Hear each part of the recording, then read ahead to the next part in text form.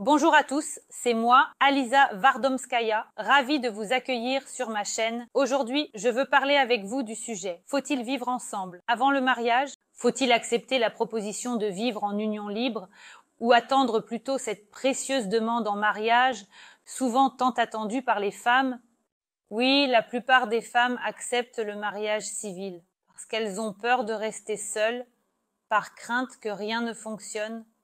Souvent, en raison de problèmes internes non résolus, une femme est prête à prendre des décisions qu'elle ne souhaiterait pas vraiment prendre dans sa vie. En effet, la plupart d'entre nous, quand nous étions encore de petites filles, imaginaient un jour un mariage somptueux, une belle robe, de belles fleurs, et se voyaient comme une princesse au bal.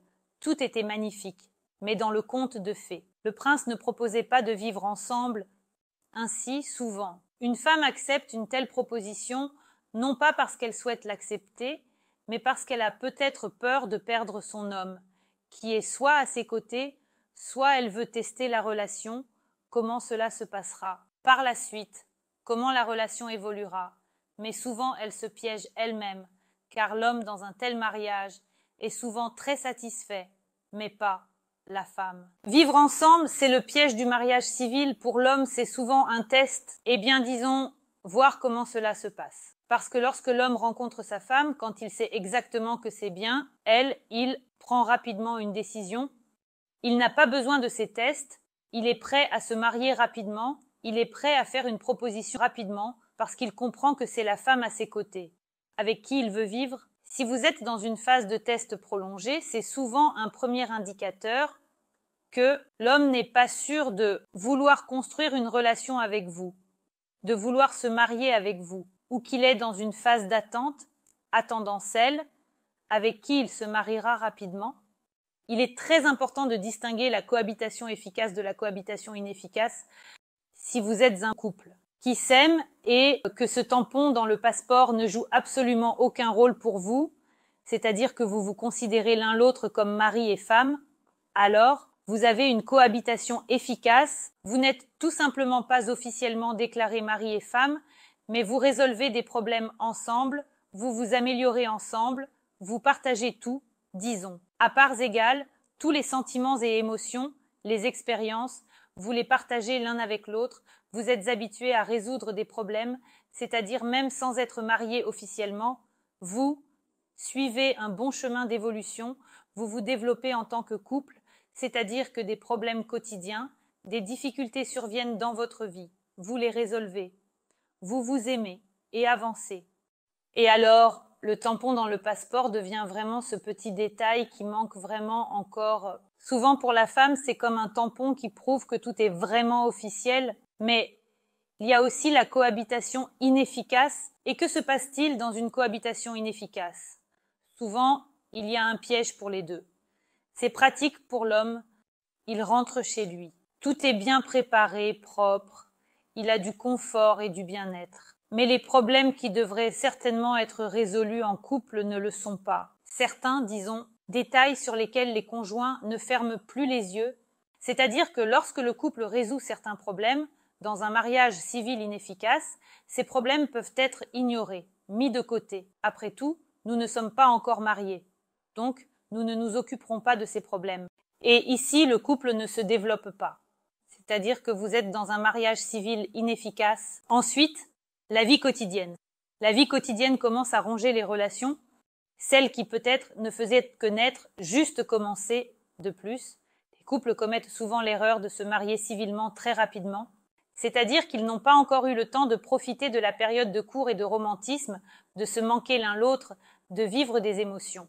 C'est-à-dire que lorsque les émotions bouillonnent, lorsque tout est en ébullition, ils veulent être avec leur partenaire 24 heures sur 24 et 7 jours sur 7, et pour devenir meilleurs l'un pour l'autre, ils commencent à emménager ensemble, ce qui aggrave les choses, car ils ont encore eu peu, disons, de la période de court, peu de toutes ces émotions qui renforceront par la suite leur relation. Et là, ils ont emménagé ensemble et naturellement, la vie quotidienne a commencé, qui commence lentement à détruire la relation. Ainsi, les relations ne sont pas encore assez solides pour être déjà mises à l'épreuve par la vie quotidienne, mais elles le sont déjà. Et encore une fois, Un couple qui pourrait en principe se former à l'avenir et être une famille heureuse peut se séparer dans un mariage civil au stade de la vie quotidienne. Les exigences envers un partenaire de vie sont inférieures à celles d'un époux. Souvent, on ferme les yeux sur les défauts de l'homme. Que se passe-t-il à ce moment-là? La femme ferme les yeux sur les défauts de l'homme, c'est-à-dire ce n'est pas son mari, donc ça va.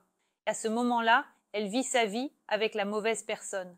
Peut-être qu'elle n'est déjà plus satisfaite de ce partenaire, mais ce n'est pas son mari, et il s'avère que la femme perd souvent son temps précieux, c'est-à-dire que lorsque le couple est en relation, mais ne vit pas sur le même territoire, la femme observe l'homme, elle tire des conclusions de son comportement, elle prend certaines décisions, et ce qui est important pour elle, et quand elle comprend qu'elle n'est pas avec le bonhomme, qu'elle veut quelque chose de différent, elle prend la décision de se séparer. Mais quand les gens commencent à vivre ensemble, ils s'attachent davantage l'un à l'autre, ils se rapprochent et il devient donc plus difficile de prendre cette décision de se séparer, car la personne devient aussi proche, mais ce n'est pas la bonne personne, pas celle dont elle a rêvé, pas l'homme qui devrait être à ses côtés selon les attentes de la femme. Ensuite, la vie d'incertitude.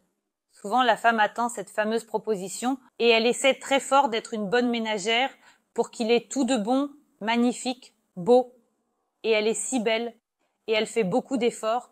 Elle attend souvent cette fameuse proposition car pour les femmes, dans la plupart des cas, je ne parle pas de toutes. Dans la plupart des cas, il est très important qu'on lui fasse une proposition. Cela signifie qu'on la choisit vraiment. Elle comprend pour elle-même que l'homme veut être avec elle dans le mariage.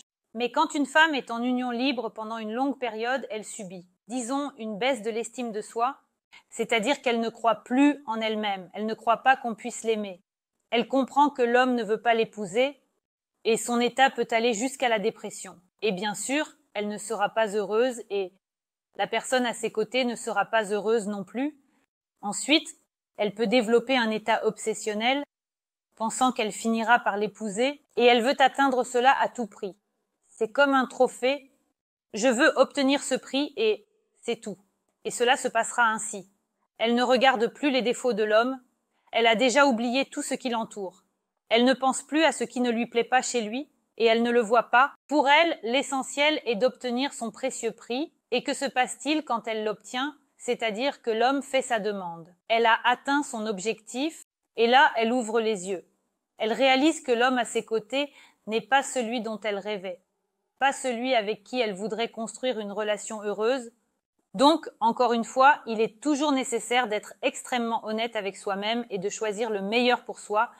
Ne pas accepter moins, ne pas rabaisser son moi intérieur, ne pas faire de mal à cette petite fille qui est en vous, car il est peu probable qu'elle ait rêvé qu'un prince viendrait et dirait « Allez, vivons ensemble, tu me feras à manger et tu feras le ménage ». Non, la petite fille a un jour choisi le meilleur pour elle. Alors choisissez aussi le meilleur pour vous. Si tout vous convient, alors c'est parfait. Si vous ne vous trahissez pas, alors tout va bien.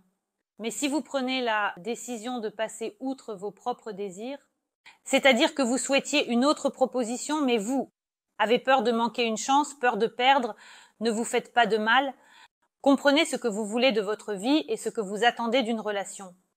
Quel homme vous souhaitez avoir à vos côtés? Un homme qui vous fait une belle demande en mariage ou qui, au contraire, attend des années, ne comprenant pas lui-même quel statut vous avez pour lui. Ensuite, l'effet de la cohabitation. En réalité, les couples qui vivent ensemble, avant le mariage dans une union libre, sont moins heureux que ceux qui se marient directement. Et une autre raison de ne pas se marier, si vous êtes dans une union libre, ou si on vous propose une union libre, c'est certainement l'union libre est toujours un test. Qu'est-ce qu'un test? Un test est un manque de confiance. Donc si on vous propose de vivre en union libre, cela signifie que l'homme n'est pas sûr d'être prêt à vous faire une proposition. Il agit pour son propre confort. Cela arrive souvent. Et ni vous, ni l'homme n'êtes sûr, alors pourquoi prendre cette décision? Pourquoi essayer là où votre âme vous dit par exemple que ce n'est pas la bonne personne pour vous? Quand vous aimez et que vous êtes aimé, une personne sait toujours qui se trouve devant elle et ce qu'elle veut. Alors apprenez à faire confiance à votre propre cœur, apprenez à écouter votre âme, ne vous faites pas de mal, aimez-vous, sachez ce que vous voulez dans cette vie et ce que vous méritez. en vous aimant et en prenant des décisions qui vous apportent du plaisir, des moments agréables. Vous créez votre belle vie, pas de douleur et de tourments, et pas de décisions mal prises. C'est tout pour cette vidéo. C'était moi, Alice Vardomskaya. J'espère vos likes et abonnements. Écrivez dans les commentaires ce que vous aimeriez discuter dans mes nouvelles vidéos. N'oubliez pas de cliquer sur la cloche et à bientôt.